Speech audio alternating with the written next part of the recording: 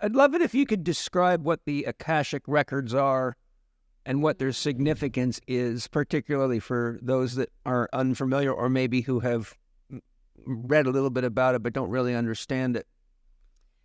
Yeah, I think, it's kind of this very multidimensional thing. It's a little bit difficult to wrap your head around, but I think the easiest way to describe it is just really the records of all things that have ever happened and ever will happen.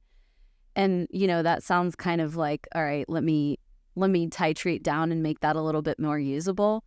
But if you think about your soul and everything that's happened to it, there's just this database where all of this information of your soul and everything that's happened is stored.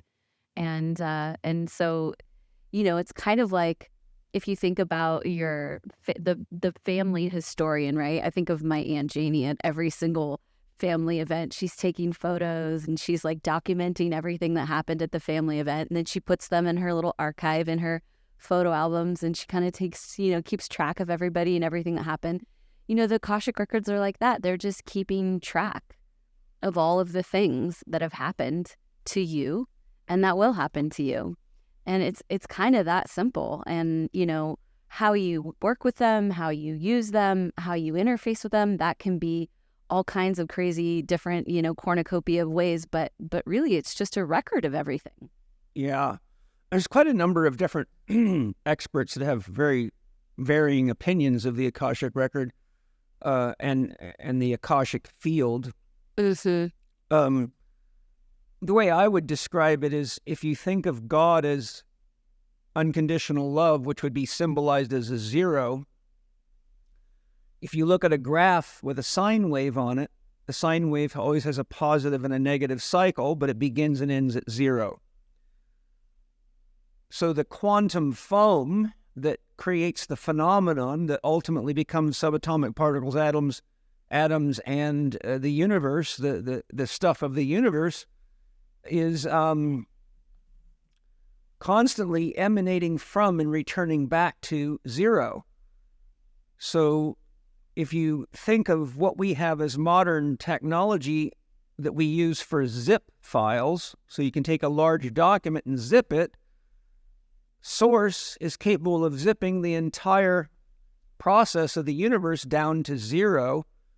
So when somebody actually has an intention to access the Akashic records, they're interfacing with 0 and their intention has a frequency. I want to know about Paul Chek or Vanessa or what's going to happen in 2024 or 2029. And that basically, because you're part of God, your soul and your higher self really sitting right there on the 0 line, you're accessing the zip file of God's own experience. That's sort of the way I describe it. I love that. Yeah. And it's almost like, it's so much information, right? Like it's infinite. We can't even understand how much information this is. So in a way you can think about it as, like you said, the zip file. Yeah. Or accessing like this reference point. You're accessing this way that you can bring the information in, and it's not so massive that it overwhelms the system because it's been kind of condensed down well enough for you to actually bring it in and work with it. And so I love that idea of a zip file. It's perfect. The quantum zip. The quantum zip. Yeah, I love it. You got to, if you want to know more about yourself, you got to pull down God's zipper. Yeah. But the thing is, it's like, in the end, and this is one of the reasons that I teach the Akashic records, is that what it is for you and how you work with it can mean all kinds of different things. It can take on all different shapes and sizes and forms. And I think that's the really cool thing about having a relationship with the Akashic records, is that you get to decide what it is for you or how you're meant to interface with it. And it's so much information. It's such this vast, just this vast database that like you could work in the Akashic records and only work with a certain sect or a certain kind of vibration or a certain kind of way that you work with it for lifetimes. And then maybe you change and you grow and you want to work with a different way of accessing the Akashic records and working with it. And so I think that's the cool part about it, is that yes, it's this massive thing, this macro concept, but also you can find a way to work in this micro way that's really beautiful and meaningful for you and isn't so large that you're like, okay, well, what's the point of even trying to access this thing because it's just beyond what I can comprehend. No, you're talking about different ways of accessing it. There's all sorts of books with meditations and entry techniques.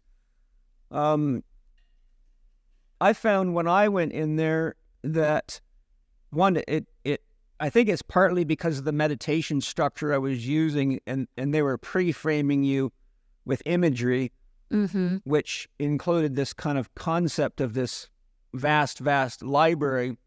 So when I went in there and followed the guidance of the person that I can't remember what book I was using, but I was guided to a specific place, and then there was this sort of a beautiful, almost like they have Bibles on in churches, like stands, really pretty, and then there was a book, and the book just appeared there. When I got there, it just appeared there like magic. And at the time, I think I had too much going on in my life, but I could see the pages, but I didn't have the patience at the time or the centeredness to read the words on the page. I could pick up a few words, but I kept having to refocus. And so my way of getting information is just working through my soul and letting my soul give me visions or talk to me or whatever way it wants to communicate to me. So why I'm sharing that is I'm curious, what are the different ways that you experience the information when you enter? Like how is it that you set it up, and what is it that how does that information come to you? I spoke about seeing a book and reading it, but I would imagine there's multiple ways you could do it. What are some of the ways it work, and how do you do it? Yeah, so I access the records with an Akashic prayer that I was given. And, I worked in the Akashic records for a while. And then at some point, the Akashic records actually channeled a prayer in and said, like, this is now your access. This is your sound codes. This is how you get in. And so I was given a prayer to access the Akashic field. And typically, at least the way that they've explained it to me, is when you get a prayer, that's for you to access, but it's also a prayer that you can teach others to access. So that was kind of the moment where I decided, okay, I can teach and start to show people how to open the records as well. But the way that information comes through, in the beginning, it was mostly clairvoyance, where I would see images.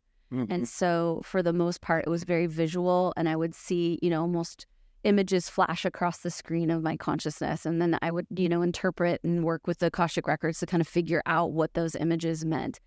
Over time, I've developed more of the clairs, as we call them, the clairsentients, the clairgustants, the clairaliens. So now I hear, I taste, I smell, I feel emotion. It's kind of like the colors of the tapestry have filled in. And so I receive information in a lot more ways than I did in the beginning. And most people have one or two senses that is stronger in them when they first start working in the records. And then over time, often they'll start to feel these other senses come online as well. And then the last way that I work with them is sometimes it's just channeling. So I'll do scripting, where I'll just put pen to paper, and they'll just kind of download stream of consciousness, and I'll channel through to the scripting on the paper. The least that I do is the actual vocal channeling, but I do that sometimes as well, where they'll actually bring in sound current. And that's the way that they usually bring it in the most, is if I'm working with someone and they need a specific sound current. So it could be a specific song, it could be a mantra, it could be even a tonality that they're missing or lacking in their aura that just needs to be offered to them. And so that's the way that I'll channel typically in terms of vocal channeling. So yeah, but everyone has a different way, and everyone has a different experience of what the records are. So for me, it's very similar to you. A lot of times I end up in a library, and it looks very much like a big library of information. Some of my students feel like they don't actually go to a physical place, but they can tell energetically in their body and in kind of the subtle field that they've changed locations. And so there's all kinds of different ways that you might interpret the experience of the Akashic field. And honestly, it's beautiful. That's what's the incredible part, is you have your own relationship, your own language with the Akashic field.